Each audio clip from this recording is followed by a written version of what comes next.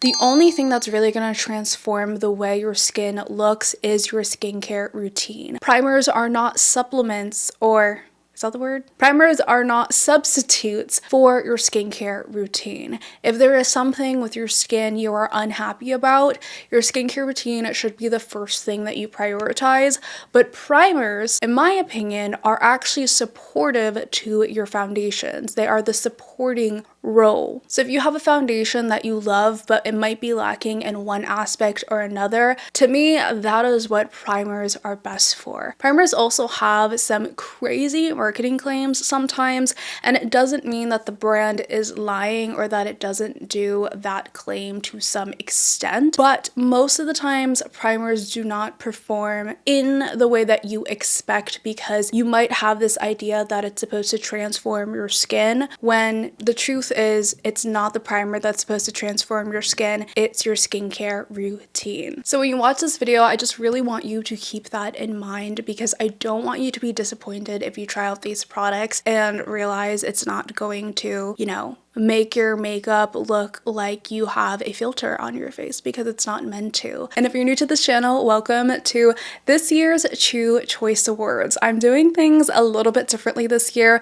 and breaking down every single category to recommend the best of favorites according to moi. I have been testing a lot of products throughout the year, so now I can confidently recommend the best products for you according to your preferences and your budget. Always keep that in mind. Just because something is my favorite doesn't mean it's going to be your favorite, and always consider what you already have at home before you buy something new. Those are the rules. Let's start with the best all-around primer. This to me is the most reliable, and if you watch my last video, you already know what that's going to be, but it is the Hourglass Vanish Airbrush Primer. It's the most expensive primer out of this entire video, but it's the one that I always go back to because it simply just works no matter the day, no matter what my skin looks. This primer is best if you just want a nice, smooth canvas for your foundation to prevent it from looking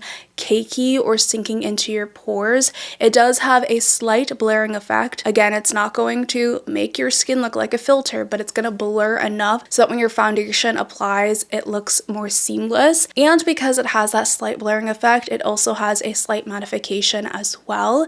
It doesn't control your oils though, so just keep that in mind. It supports your foundation by creating a smooth base for it during application. I also really love this because although it has that typical silicone texture, it is wet enough and cooling to the touch where it doesn't give you that pilling effect that a lot of silicone primers have, and rightfully so, because it's so expensive. It better not pill on me. I will say it still always depends on what you have underneath, so if a primer is pilling, sometimes it just doesn't work with your moisturizer or your sunscreen. It might not even be a primer issue, so keep that in mind. But overall, I've tried many moisturizers with this, many sunscreens with this, and I rarely ever have issues with it pilling. The only complaint is that it's a really expensive primer. So with that in mind, I do have some drugstore alternatives for you, but if you are able to splurge, I do think that this is worth it. I finished an entire bottle before,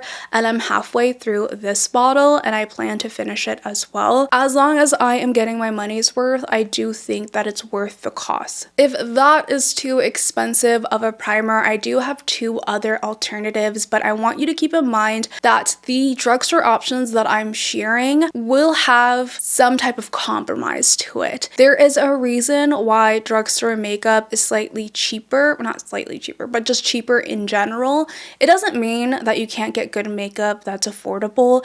It just means there are going to be some differences, and I haven't found a true dupe to the Hourglass. So if you really want a good all over face primer and you can splurge or save up, I feel like the Hourglass is worth it in my opinion. But if you're like, Elle, hell no, I am not going to be paying 50 something dollars for that primer, I got you. The first recommendation is the Maybelline Poreless Jelly Primer. This has 2% niacinamide. It's called their Hydrating Blur Primer. Now, what these two have in common is that this primer creates a smooth base for your foundation as well. It has a silicone texture. It feels cooling and hydrating on the skin. However, the biggest downside is that it does have pilling issues. It's more likely to pill. Of course, I can make it work depending on the sunscreen that I use. I've used it with some sunscreens and moisturizers without having that issue, but this pills more often than this pills, so I don't consider it as reliable. This is also more silicone-y in my opinion,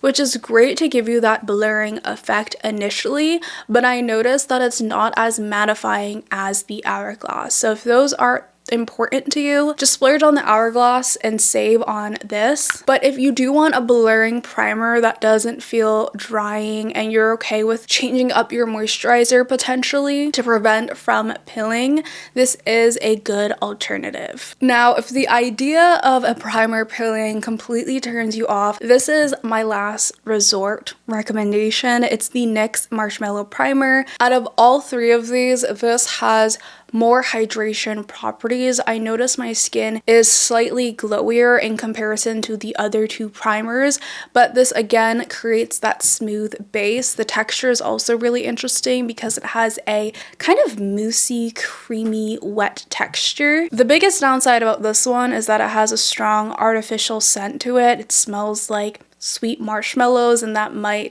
be off-putting to you. I also believe that this has some moderate comedogenic ingredients, so if you have acne-prone skin, it might not work out for you. Just keep that in mind. But the other two primers are low risk, and I think the Hourglass is considered non-comedogenic, so you don't have to worry about that. Again, everyone's skin is different, so please look at the ingredients yourself.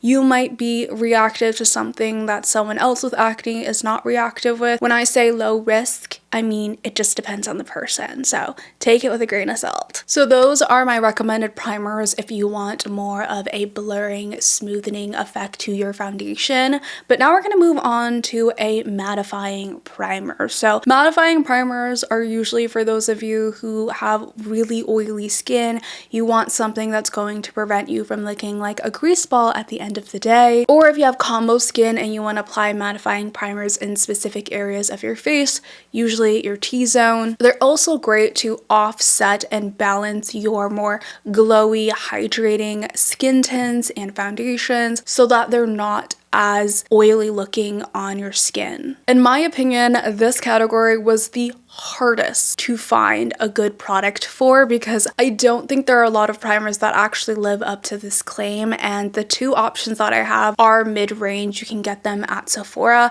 I believe they are totally worth the splurge because I'm not gonna lie, drugstore primers, I'm not a drugstore hater by the way, but drugstore primers do not live up to the claims that they have in terms of mattifying primers. So the One Size Oil Sucker Extreme, keep that in mind, mattifying alkaline primer, and this is seriously the most mattifying primer I have ever tried on the market. If you have extremely oily skin and all of the primers that you're trying are just not doing your skin justice, and at the end of the day you always look oily somehow, I promise you this is going to make a significant difference. You will notice it right off the bat. I'm actually wearing it in this area of my face today. Yes, of course, your oils are gonna seep through a little bit, but I rarely have to touch up powder when I'm wearing this in comparison to the other primers that I have in this video. What makes this so special is that it sucks the moisture and the oils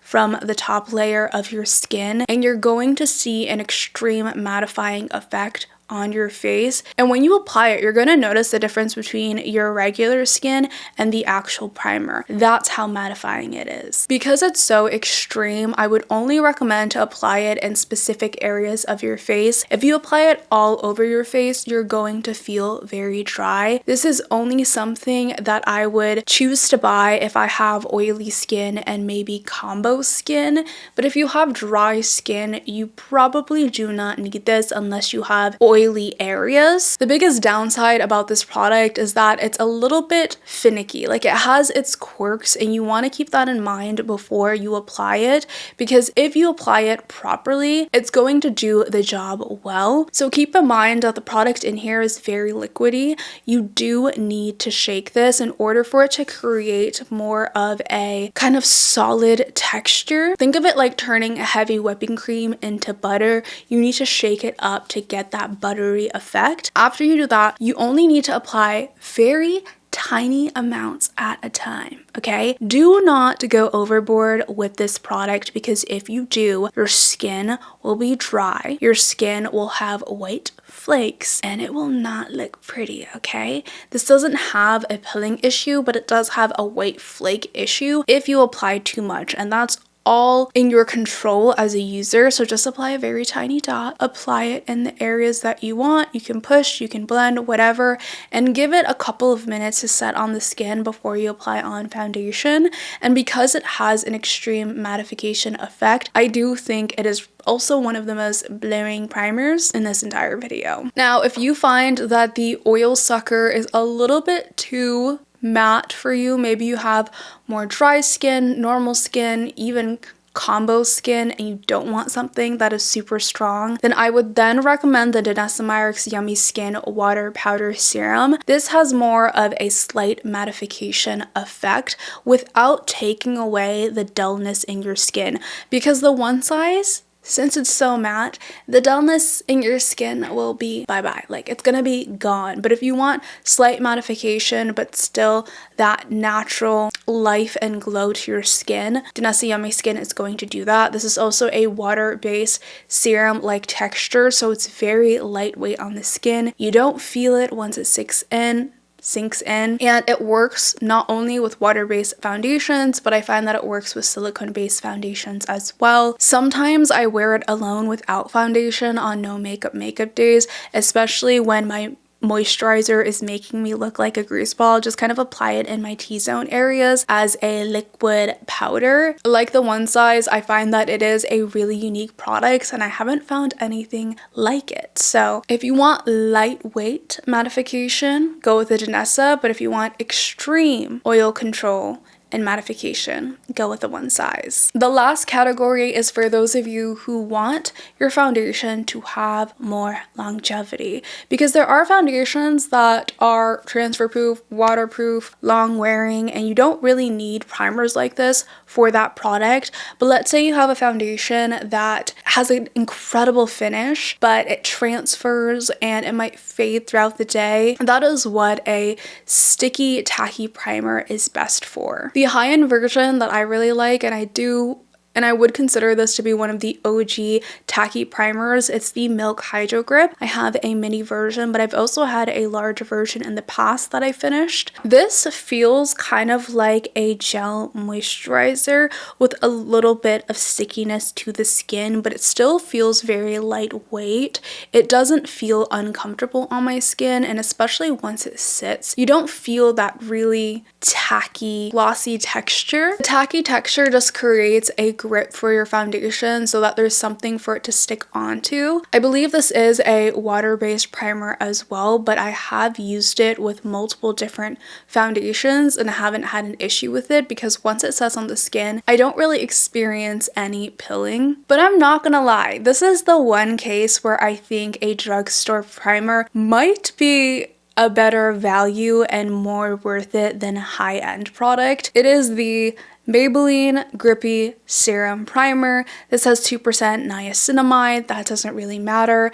But this primer, chef's kiss, gorgeous. It's a good price. Does the exact same thing as the Milk Hydro Grip, but if anything, it's actually a lot more lightweight and watery. The texture seems very similar to the Danessa Myricks Water Powder Serum, except it has a glowier finish to it. There's a slight scent, but it's not like perfumey. It just smells like, honestly, kind of crayon. And once it sets, it has a similar tacky base to the Milk Makeup Primer, but more lightweight, more hydrating on the skin, and for an even better price. It looks like I haven't used much of this because I did buy this in the past couple of months, and a little goes a very long way, but I did want to include it in this video because although I've only had it for a short period of time, I do think that it is a very impressive product, especially in comparison to the Milk Hydro Grip. This has also replaced for me the Elle Power Grip Primer. The Elle Power Grip Primer is good and it's very extreme. So if you want a very tacky primer and you don't mind that texture, Elle Power Grip is just as great.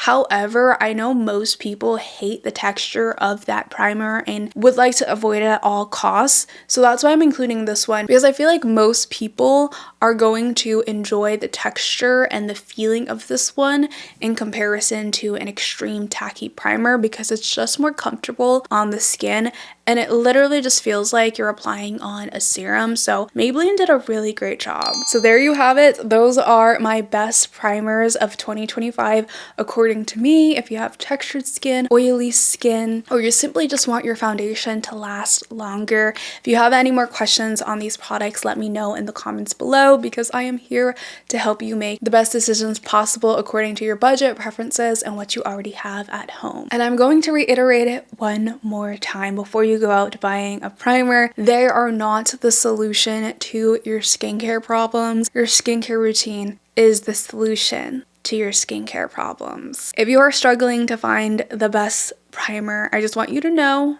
I understand this struggle and you're not crazy, because a lot of primers that I've tried simply don't do anything. But if you switch the mindset from primers that make my skin look better or improve my skin to primers that support my foundation to make my foundation perform even better, I'm confident that you will be able to find a primer that actually aligns with your makeup routine and feels useful. And if you are new to my channel, make sure you're subscribed and stay tuned for the rest of the Chew Choice Awards.